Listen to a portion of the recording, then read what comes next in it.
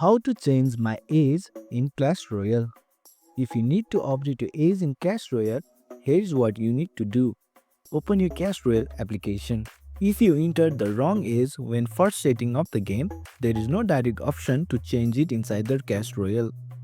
However, you can try logging out and signing back in with your Supercell ID. If your account has age restriction affecting chat or purchases, your best option is to contact Supercell Support. To do that, you have to tap onto the three horizontal lines.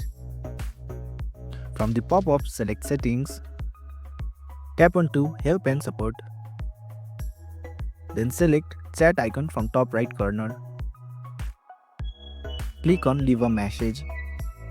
In the chat, you have to explain all your issues.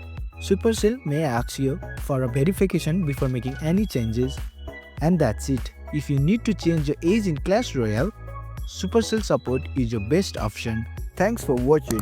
If you found this helpful, give it a thumbs up and consider subscribing for more tutorials.